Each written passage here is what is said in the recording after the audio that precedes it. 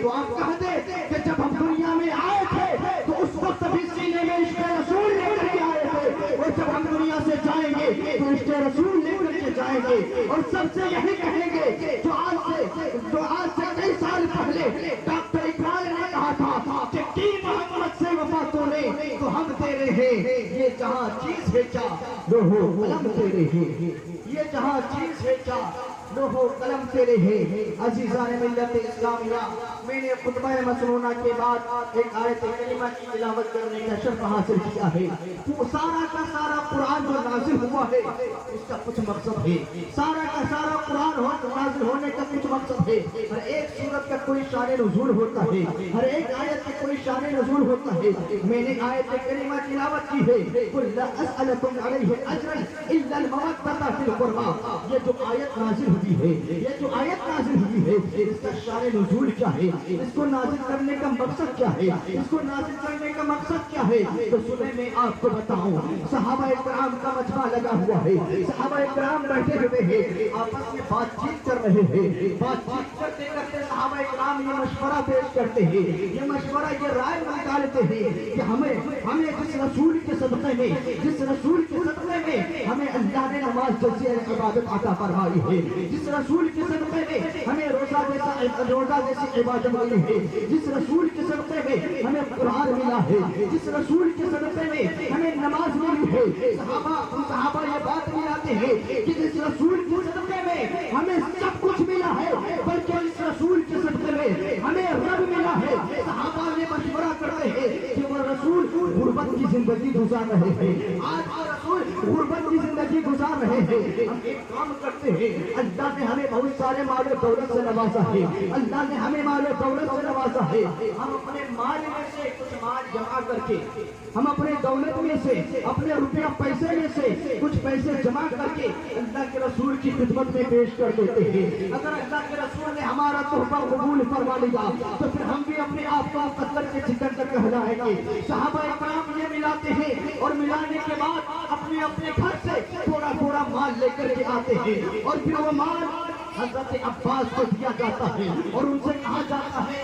مال آپ حضور صلی اللہ علیہ وسلم کی بارگاہ میں لے کر کے جائے، اب اللہ کے حبیب کی بارگاہ میں لے کر کے جائے اور رسول اللہ صلی اللہ علیہ وسلم کی خدمت میں پیش کر دے۔ حضرت عباس وہ مال لے کر کے مصطفیٰ کریم کی بارگاہ میں جاتے ہیں اور سلام عرض کرتے ہیں، پیارے آقا فرماتے بتاؤ عباس کیسے آیا ہوا؟ حضرت عباس عرض کرتے ہیں یا رسول اللہ یہ بڑا سا مال ہے، آپ کو غلاموں نے جمع کیا ہے اور آپ کی خدمت میں پیش کیا ہے، یا رسول اللہ آپ ہمارے تحفہ کو قبول فرما لیجیے۔ حضرت عباس یہ عرض کرتے ہیں یا رسول اللہ آپ ہمارے تحفہ کو قبول فرما لیجیے۔ پھر میرے آقا صلی اللہ علیہ وسلم مسکرا دیتے ہیں اور اپنی نگاہوں کو زمین پر جھکا دیتے ہیں، میرے آقا اپنی نگاہوں کو زمین پر جھکا دیتے ہیں اور کچھ دیر کے لیے خاموش ہو جاتے ہیں۔ میرے نبی کا یہ کمال تھا کہ جب میرے نبی بولتے تھے تو وہ حدیث بن جایا کرتی تھی، اور جب نبی خاموش ہوتے تھے تو اللہ کی جانب سے قرآن نازل ہو جاتا تھا۔ حضرت عباس عرض کرتے ہیں یا رسول اللہ آپ ہماری جانب سے یہ تحفہ قبول فرما لیجیے۔ میرے نبی خاموش ہیں، اتنے میں طائر سدرا، بلبل سدرا، روح الامین حضرت جبرائیل امین رب کی بارگاہ سے یہ آیت کریمہ قُلْ لَا أَسْأَلُكُمْ عَلَيْهِ أَجْرًا إِلَّا الْمَوَدَّةَ لے کر کے بارگاہ رسول میں حاضر ہوتے ہیں اور حضور صلی اللہ علیہ وسلم سے عرض کرتے ہیں یا رسول اللہ یہ صحابہ اکرام آپ کی بارگاہ میں، آپ کی بارگاہ میں، آپ کی بارگاہ میں تحفہ لے کر کے آئے ہیں، آپ ان سے فرما دیجئے قُلْ لَا أَسْأَلُكُمْ عَلَيْهِ أَجْرًا، آپ ان سے فرما دیجئے کہ اگر آپ اس رسول کی بارگاہ میں پیش کرنا چاہتے ہیں تو مال و دولت کی ضرورت نہیں ہے، روپے پیسے کی ضرورت نہیں ہے، زمین جائیداد کی ضرورت نہیں ہے، درہم و دینار کی ضرورت نہیں ہے، ضرورت نہیں ہے، اِنَّ الْمَوَدَّةَ فِي الْقُرْبَىٰ، یا رسول اللہ آپ ان صحابہ سے فرما دیجئے کہ اگر آپ کچھ تحفہ پیش کرنا چاہتے ہیں تو وہ آپ کی اہل بیت سے محبت کرے، وہ آپ کی اہل بیت سے محبت کرے۔ عزیزان ملت اسلامیہ، جب صحابہ کرام نے رسول صلی اللہ علیہ وسلم کی بارگاہ میں، حضور صلی اللہ علیہ وسلم کی خدمت میں کچھ مال و زر لے کر کے، روپے پیسے لے کر کے حضور کی بارگاہ میں پیش کیا تو رب نے فرمایا، رب نے حضور صلی اللہ علیہ وسلم سے یہ حکم فرمایا کہ یہ رسول، اے میرے حبیب آپ لوگوں سے فرما دیجئے، آپ لوگوں کو بتا دیجئے کہ اگر آپ حضور کی بارگاہ میں کچھ تحفہ پیش کرنا چاہتے ہیں تو وہ یہ ہے، لوگوں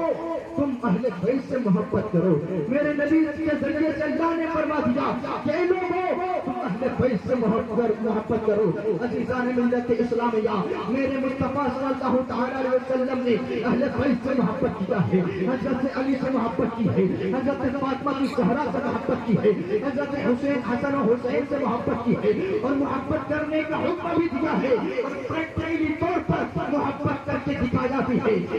جب میرے آقا صلی اللہ تعالیٰ علیہ وسلم حضرت فاطمہ سے محبت کرتے ہیں، اس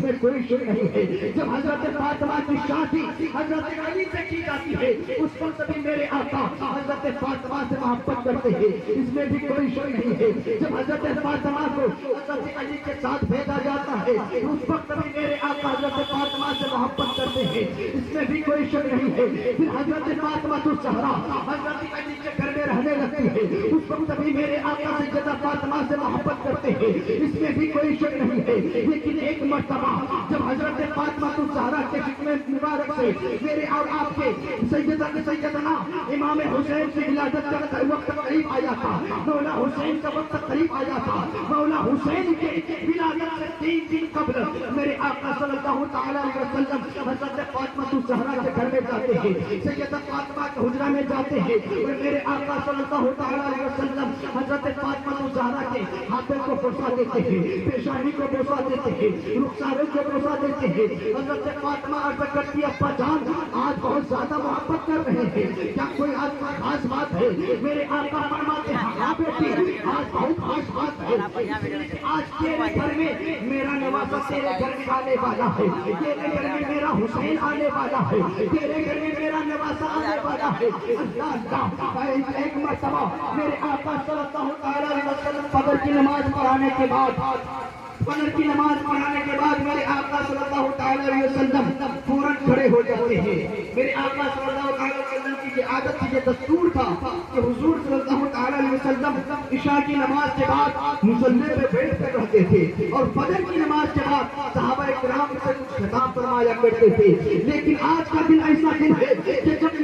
میرے آقا صلی اللہ تعالیٰ علیہ وسلم فجر کی نماز کے بعد فوراً کھڑے ہو جاتے ہیں اور پیچھے جماعت کی طرف اشارہ کرتے ہیں، علی کو اشارے سے اپنے قریب بلاتے ہیں کہ علی میرے قریب آؤ۔ حضرت علی فرماتے ہیں کہ میں حضور صلی اللہ تعالیٰ علیہ وسلم کے قریب گیا، مصطفیٰ نے میری انگلی کو پکڑا اور فرمایا علی میرے ساتھ چلو۔ حضرت علی فرماتے ہیں میں مصطفیٰ کے پیچھے پیچھے چلتا گیا، بہت تیزی سے چلتا گیا، لیکن حضور صلی اللہ تعالیٰ علیہ وسلم کہیں پر نہیں رکے، حضور صلی اللہ تعالیٰ علیہ وسلم کے قدم کہیں پر نہیں، حضور صلی اللہ تعالیٰ علیہ وسلم کے قدم کہیں پر نہیں رکے۔ پھر حضرت علی فرماتے ہیں کہ جب میرا گھر مقام آیا، جب میرا دروازہ آیا تو مصطفیٰ کے قدم رک گئے، مصطفیٰ کے پیر رک گئے، اور مصطفیٰ نے میرے طرف چہرہ کیا، میرے طرف اپنا چہرہ کیا، اور میرے طرف دیکھ کر کے مسکرا کر فرمایا کہ علی مبارک ہو، آج تیرے گھر میں میرا نواسہ آیا ہے، آج تیرے گھر میں میرا حسین آیا ہے۔ جب نبی نے فرمایا کہ علی مبارک ہو تیرے گھر میں حسین آیا ہے، حضرت علی مسکرانے لگ جاتے ہیں، خوشی سے مچل جاتے ہیں۔ پھر میرے آقا فرماتے ہیں علی دروازے پہ کھڑے رہنا، میں اندر جاتا ہوں، کسی کو آنے نہ دینا۔ حضرت علی فرماتے ہیں میں خاموشی سے دروازے پہ کھڑے ہو گیا۔ میرے آقا صلی اللہ تعالیٰ علیہ وسلم حجرے کے اندر جاتے ہیں، دور ہی سے فرماتے ہیں، دور ہی سے حضرت فاطمہ کو دور ہی سے دیکھتے ہیں کہ سیدہ فاطمہ اپنے گود میں آقا حسین کو چادر میں لپیٹ کر کے کھڑی ہے۔ میرے آقا فرماتے ہیں بیٹی تمہیں بیٹا مبارک ہو۔ میرے آقا صلی اللہ تعالیٰ علیہ وسلم فرماتے ہیں فاطمہ تمہیں بیٹا مبارک ہو۔ حضرت فاطمہ عرض کرتی ابا جان آپ کو بھی نواسہ مبارک ہو۔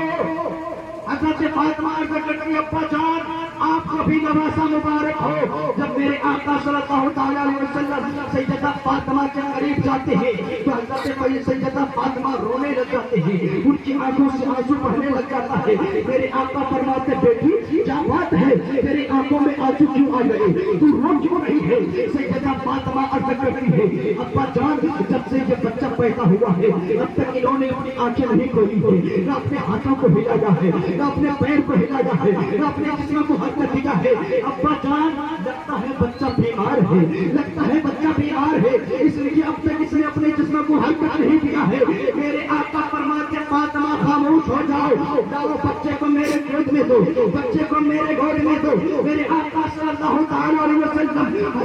सैयदना हुसैन को अपने गोद में लेते हैं और चेहरे हुसैन को देखने के बाद फरमाते बेटी खामोश हो जाओ, तेरा बच्चा बीमार नहीं है, मेरा हुसैन बीमार होकर के दुनिया में नहीं आया है, बल्कि दुनिया के बीमारों को शिफा पहुंचाने के लिए मेरा हुसैन आया है। सैयदा फातिमा अर्ज करती है, अब्बा जान अगर ऐसी बात है तो अब तक इसने अपनी आंखों को क्यों नहीं खोला है, अपने हाथों को क्यों नहीं हिलाया है, अपने पैरों को क्यों नहीं हिलाया है, अपने जिस्म को अब तक क्यों नहीं हरकत दिया है। तो मेरे आका फरमाते हैं कि बेटी फातिमा घबराओ नहीं, मेरा हुसैन बीमार नहीं है, बल्कि दुनिया के बीमारों को शिफा दिलाने के लिए आया है। उसके बाद मेरे आका सल्लल्लाहु अलैहि वसल्लम ने अपने उसी हाथ को उठाया जिस हाथ को बचपने में कभी उठाया था तो चांद के आसमान के चांद को इधर से उधर कर दिया था। मेरे आका ने उसी हाथ को फिर से उठाया जिस हाथ को कभी उठाया था तो आसमान के डूबे हुए सूरज को दोबारा पलट दिया था। मेरे नबी ने अपने उसी हाथ को उठाया जिस हाथ की उंगली के इशारे से मेरे नबी ने आसमान के चांद को टुकड़ा कर दिया था। मेरे नबी ने अपने उसी हाथ को उठाया जिस हाथ के इशारे से एक मर्तबा दरख्त को इशारा किया था तो दरख्त अपने जड़ को जमीन से उखाड़ करके हुजूर के कदमों में आकर के रसूल की रिसालत की गवाही पेश करती थी। मेरे नबी ने अपने उसी हाथ को उठाया और चेहरे हुसैन पर फेर दिया। सैयदना इमाम हुसैन के चेहरे पे फेर दिया। कसम खुदा की हाथ का फेरना था जिससे जबना इमाम हुसैन अपनी आंखों को भी खोल देते हैं, अपने हाथों को भी हिलाने लगते हैं, अपने पैरों को भी हिलाने लगते हैं, अपने पैरों को भी हिलाने लगते हैं और अपनी आंखों से चुटकी बांध करके मुस्तफा करीम सल्लल्लाहु अलैहि वसल्लम के चेहरे बददुआ को देखने लगते हैं और आलम तसव्वुर में सैयदा फातिमा को ये जवाब देते हैं कि अम्मी जान आप मुझे बीमार समझ रहे थे, मैं बीमार नहीं था। बात दरअसल ये थी मैं उस वक्त तक अब तक आंख इसलिए नहीं खोला था क्योंकि मेरी ये आरज़ू थी कि जब मैं दुनिया में जाऊं तो सबसे पहले अगर कोई चीज देखूं तो दुनिया की कोई चीज न हो बल्कि चेहरा मुस्तफा हो, चेहरा मुस्तफा हो, अल्लाह के रसूल सल्लल्लाहु अलैहि वसल्लम के चेहरे मुस्तफा की ज़ियारत करूं। मेरे आका सल्लल्लाहु अलैहि वसल्लम सैयदना इमाम हुसैन को लेकर के अपने गोद में है। मेरे आका फरमाते बेटी जिस तरीके से मेरे हुसैन का इंतजार तुमने किया, जिस तरीके से मेरे हुसैन के आने का इंतजार अली ने किया, जिस तरीके से मेरे हुसैन के आने का इंतजार मैं करता रहा, इसी तरीके से सैकड़ों सहाबा भी हैं तो हुसैन का इंतजार कर रहे थे। बेटी अगर इजाजत हो तो मैं हुसैन को बाहर ले जा करके सहाबा किराम को हुसैन की ज़ियारत करा दो। हज़रत फातिमा अर्ज़ करती है अब्बा जान बिल्कुल दिखा सकते हैं। मेरे आका सल्लल्लाहु अलैहि वसल्लम सैयदना इमाम हुसैन को लेकर के हुजरे से बाहर आते हैं। जैसे मेरे आका हुजरे से बाहर आते हैं तमाम सहाबा किराम जो दरवाजे पे खड़े थे वह एक सवार होकर के मेरे आका से अर्ज़ करते हैं या रसूल अल्लाह आपको नवासा मुबारक हो, या रसूल अल्लाह आपको नवासा मुबारक हो। जब सहाबा किराम ने अर्ज़ किया कि या रसूल अल्लाह आपका नवासा मुबारक हो तो मेरे आका सल्लल्लाहु अलैहि वसल्लम ने भी फरमाया कि ए लोगों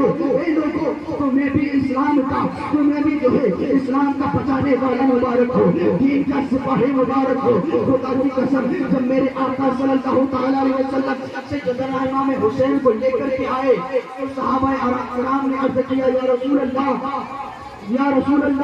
आप नवासे के चेहरे की ज़ियारत तो कराए, अपने नवासे के चेहरे पर नवासे का चेहरा तो दिखाए। जब सहाबा किराम ने अर्ज़ किया कि या रसूल अल्लाह नवासे का चेहरा दिखाए तो मेरे आका सल्लल्लाहु अलैहि वसल्लम ने सैयदना इमाम हुसैन के चेहरे से चादर को हटाया। चादर को हटाना था, तमाम सहाबा किराम आते हैं, बड़े बड़े हुस्न जमाल के मालिक थे, बड़े बड़े खूबसूरत सहाबा किराम आए हुए थे, लेकिन सैयदना इमाम हुसैन के حسن حسین کو دیکھنے کے بعد بڑے سے بڑے خوبصورت صحابہ بھی جو ہے اپنے خوبصورتی میں شرمندہ ہو گئے. اتنا حسین تھے, اتنا خوبصورت تھے, اتنا بیوٹیفل تھے میرے حسین. اسی کی ترجمانی کرتے ہوئے